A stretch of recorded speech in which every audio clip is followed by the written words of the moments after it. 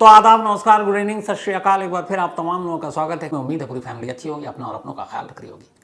मैं बार बार लगातार शायद 1000 बार कह चुका हूँ कि इस दुनिया में कोई ऐसा रिश्ता नहीं है जिसके साथ जुर्म ना हुआ हो। इस दुनिया में बहुत सारे लोग दावा करते हैं कि हम प्यार करते हैं, एक दूसरे के लिए जान दे सकते हैं, लेकिन इसी दुनिया में हज़ारों लाखों ऐसे इंसिडेंट हैं कि जो प्यार का दम भरते हैं, दावा करते हैं कि हम एक दूसरे के लिए जान दे सकते हैं, वो दूसरों की जान लेने में ज़रा भी झिझकते नहीं हैं। चाहे इसमें गर्लफ्रेंड हो, बॉयफ्रेंड हो, शादी से पहले के रिश्ते हो, शादी के बाद के रिश्ते हो। और वो ये सोचते नहीं है कि जिस प्यार की बुनियाद पर वो अपना रिश्ता शुरू करने जा रहे हैं, क्या उसका अंत किसी खून के साथ हो सकता है या प्यार का अंत नफरत के साथ हो सकता है। पर जब तक समझ में आता है तब तक बहुत देर हो चुकी होती है। हालांकि मेरा मानना है कि जहाँ प्यार होता है वहाँ नफरत, और कम से कम चलिए नफरत कई चीज़ों में लड़ाई हो सकती है, मनमुटाव हो सकता है, लेकिन बात खून तक आ जाए, सामने वाले की जान लेने की जिद पर आ जाए, ये कैसा प्यार, कैसी मोहब्बत, समझ से परे की चीज़ है। आज की कहानी एक लड़का और एक लड़के की एक ऐसी कहानी है जिस पर कोई भी फिल्म बनाया जा सकता है। इसलिए फिल्म बनाई जा सकती है क्योंकि इसमें एक बॉलीवुड की फिल्मों के तमाम मसाले हैं। इसमें लव है, सेक्स है, धोखा है, नफरत है, बदला है, कत्ल है, एक्स्ट्रा मैरिटल अफेयर है, हिंसा है, उससे पहले की मोहब्बत है, सब कुछ है। इस कहानी की शुरुआत होती है 2015 में। 2015 की बात है। दिल्ली के बराबर में एक सोसाइटी है, गुरुग्राम फरीदाबाद रोड पर। उस सोसाइटी में एक लड़की रहा करती थी, शेफाली भसीन तिवारी। शेफाली भसीन तिवारी कुछ वक्त तक वो मेरे ही पेशे में रही, मतलब मेरी हम पेशा रही। वो एक फ्रीलांस जर्नलिस्ट थी, मतलब किसी कंपनी, किसी चैनल या न्यूज़पेपर में नहीं काम करती थी, लेकिन हर एक के लिए काम करती थी। तो एक जर्नलिस्ट ही थी। उम्र करीब 32 साल थी। शेफाली की पढ़ाई लिखाई ठीक ठाक हुई, परिवार अच्छा था।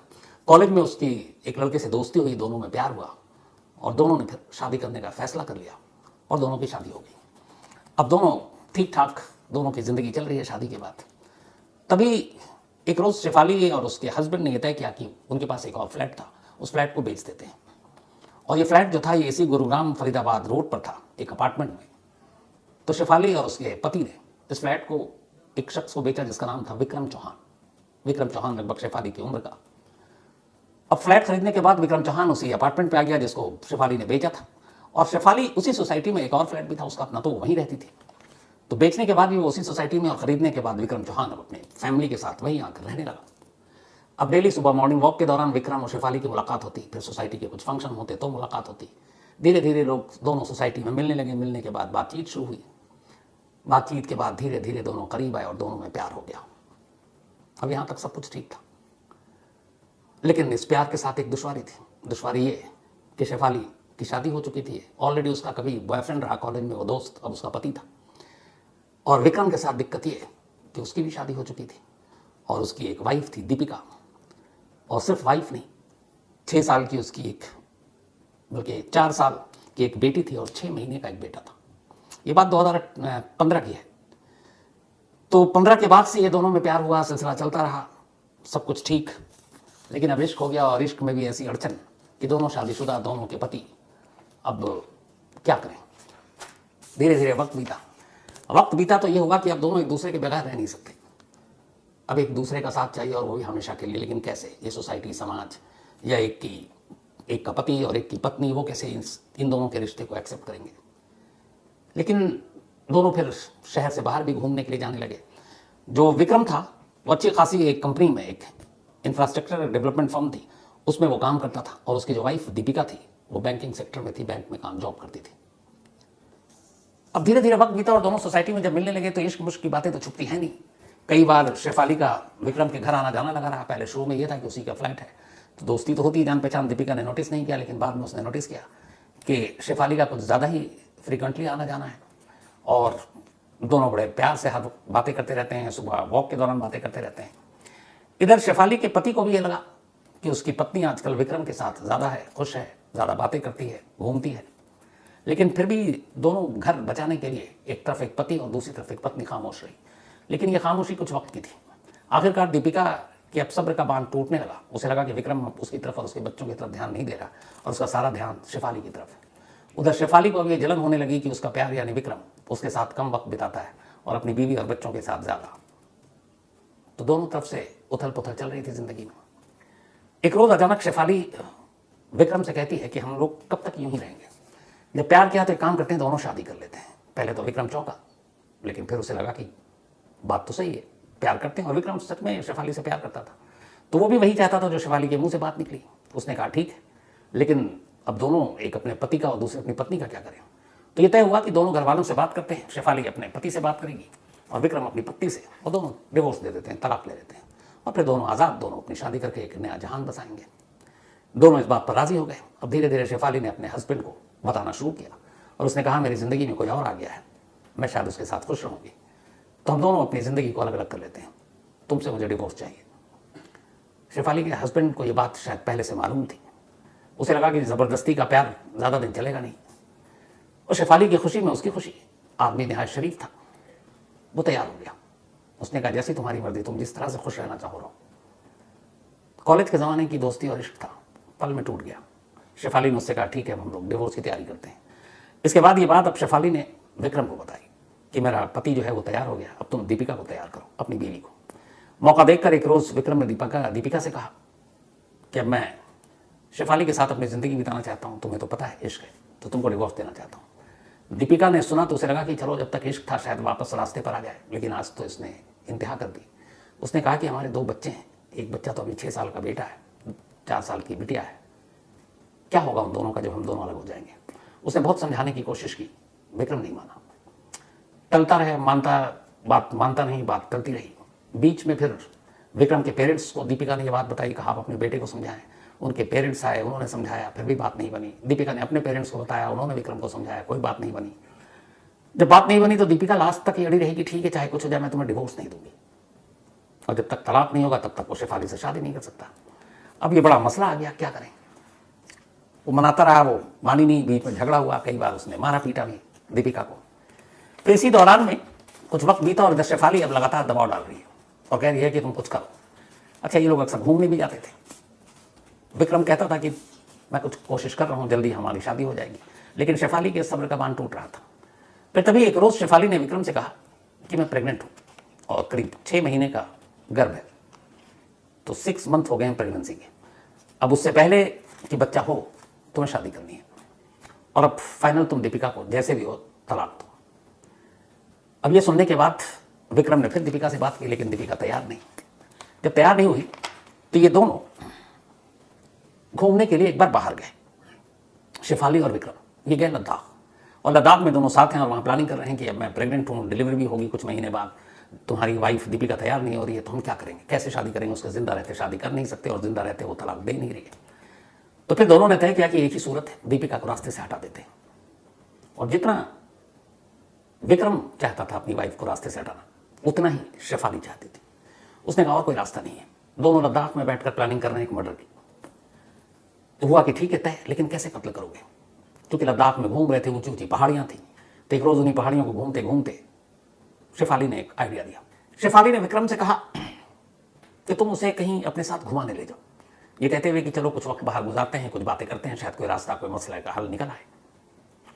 और किसी ऐसी जगह ले जाओ जैसे लद्दाख जैसी जगह जहाँ पहाड़ियाँ हों, और किसी पहाड़ पर ले जाकर उसे धक्का दे दो खाई में, किसी को पता भी नहीं चलेगा, और ये भी लगेगा कि एक हादसा है, एक्सीडेंटल डेथ है।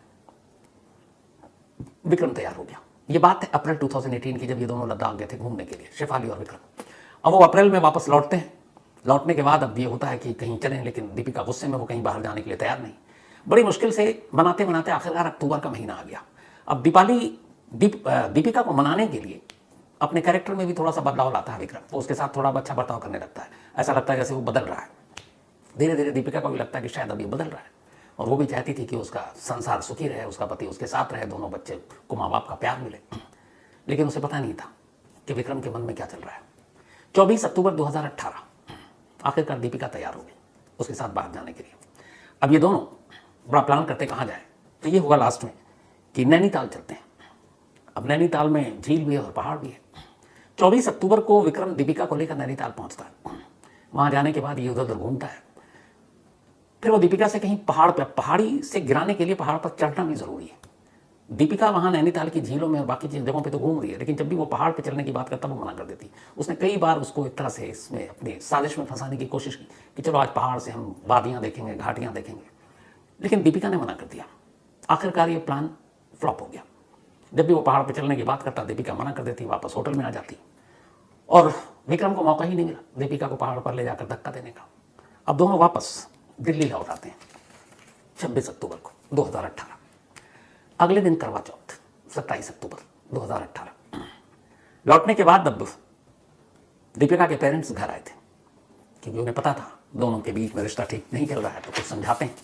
दोनों घर आए, फिर बातचीत हुई। बातचीत के बाद दोनों लौट गए 27 अक्टूबर की रात। ये दोनों जिस गुरुग्राम फरीदाबाद रोड के जिस हाउसिंग सोसाइटी में रहा करते थे, उस पर इनका फ्लैट 8वीं मंजिल पर था, 8th फ्लोर। जब ये नैनीताल से वापस लौटे बिना दीपिका को मारे विक्रम, तब भी लगातार शेफाली विक्रम को टेक्स्ट और मेल करती थी और पूछती थी क्या हुआ, तुम पहाड़ी पर गए, धक्का दिए।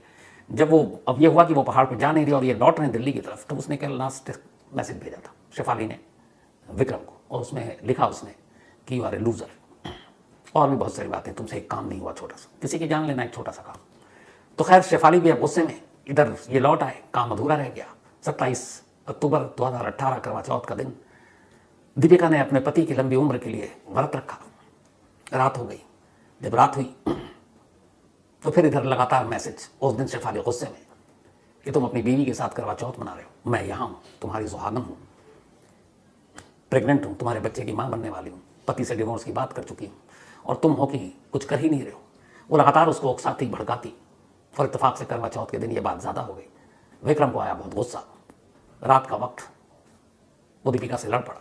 लड़ते लड़ते दीपिका बालकनी के करीब आई, 8वीं मंजिल पर घर है, और अब अचानक विक्रम को लगा कि जो नैनीताल की ऊंची घाटियाँ या पहाड़ नहीं कर पाई, ये तो घर ही है अपना, 8वीं फ्लोर किसी पहाड़ की बुलंदी से कम तो है नहीं।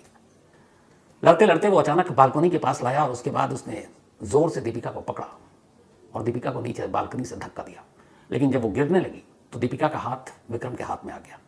उसने उसकी कलाई को बहुत जोर से पकड़ा और गिड़गिड़ाने लगी। उसने कहा कि मुझे मत मारो, 2 छोटे छोटे बच्चे हैं, मैं उनसे बहुत प्यार करती हूँ। जो उसकी आखिरी लाइन निकली थी उसके मुंह से यही कि मैं अपने बच्चों से बहुत प्यार करती हूँ, मुझे मत मारो।